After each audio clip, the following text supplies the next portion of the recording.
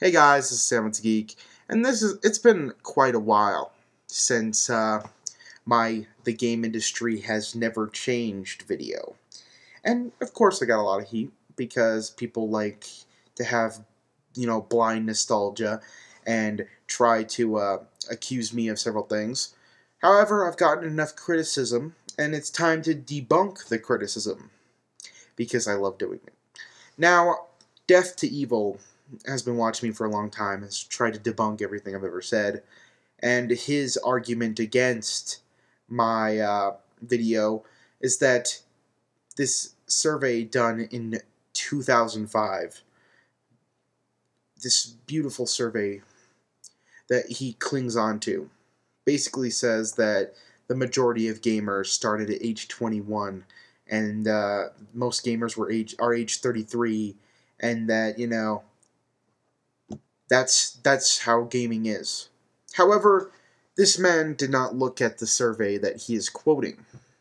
This survey that everyone uses to try to back up the gaming's "we're not childish, man. We're not old kids, man" survey was done in 2005. And in 2005, you got to think, what was going on in 2005? There was literally nothing kid-friendly going on in 2005 in the world of video games at all. Let's look at 2005. The highest-selling E-rated game was Madden. Holy shit. Madden. This survey was based on the top 100 selling games of that year. Madden was the only one that was not rated mature or teen. So, Madden is what kids had to play that year. And, the majority of people who play Madden are kids. I mean, all that complicated menu systems and stuff, that doesn't affect kids from playing Madden. So, what else was going on that year? The Xbox 360 was released. And, it was in very short supply. What were some of the biggest titles that year? Splinter Cell and God of War. So this was the perfect year to take that survey. But what wasn't counted? Oh yeah, that's right. Portables weren't counted. Nothing portable related was counted. That's interesting because the DS was released that year. There were 80 million Game Boy Advances on the market. So this is the most valid survey to display the census of gamers.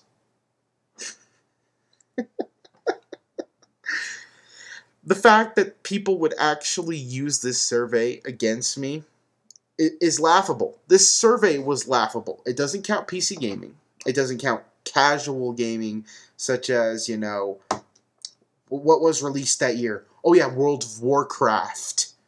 So World of Warcraft, the hugest sector of gaming today, wasn't counted. Portables weren't counted. And portables were bigger than consoles back then. In fact, they still are. So, this survey was done on console gamers in the year where there was literally nothing kid-friendly being released. I mean, such a prime year to take a survey of the census of gaming ages. The fact is that this survey is full of shit. This age 33 survey, and it's never been renewed. It's the same shit. This survey was done in 2005, and it was done in a year that literally there was nothing for the console child gamer at this time period.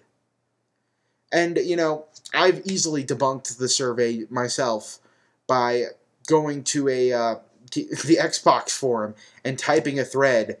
At what age did you start gaming? And the majority answer was age 4, not 21.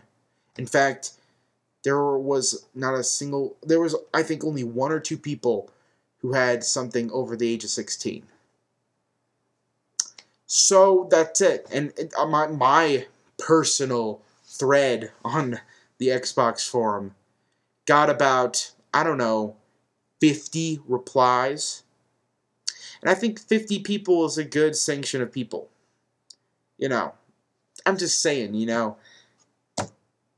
Now, a lot of people also tried to tell me that DLC is the devil and that it caused this evil ripple effect in the video game industry because, you know, now we're getting shorter and shorter games because of DLC. So, when this almost sold 4 million and is an hour long at $60, I guess, you know, there were no evil companies back in the day. There were, you know, these the same thing that wasn't happening back then. You know, we weren't getting, you know, the same game over and over again.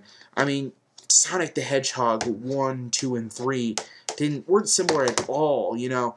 The fact that they were released all within a year of each other at $90, you know, it wasn't at all evil back then. The fact is that people don't want to see the truth. They want to blame, now that they actually have to pay for games, they want to blame the companies.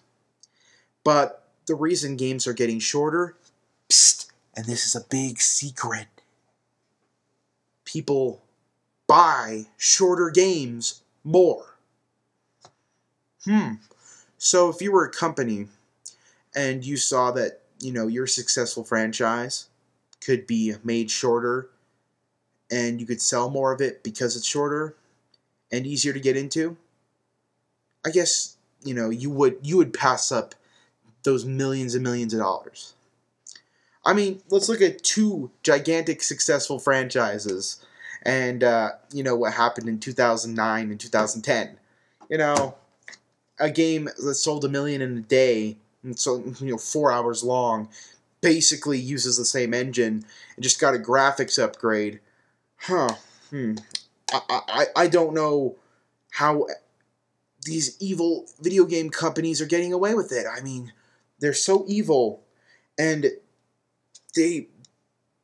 why aren't we protesting games that are only 4 hours long and that get extreme coverage?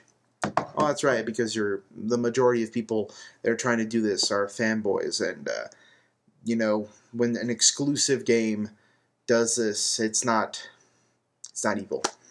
Only when a, you know, game like Mass Effect 2 does it, it's evil.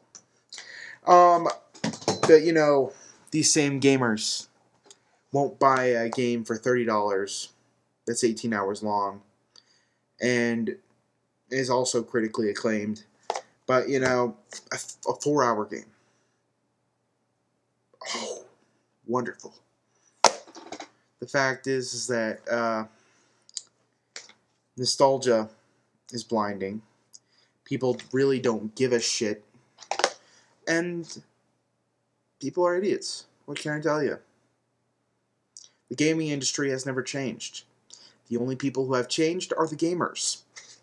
Cynical attitudes towards new concepts, and they try to refute these old concepts, these new concepts, by showing old concepts that were arguably worse. Samuel out.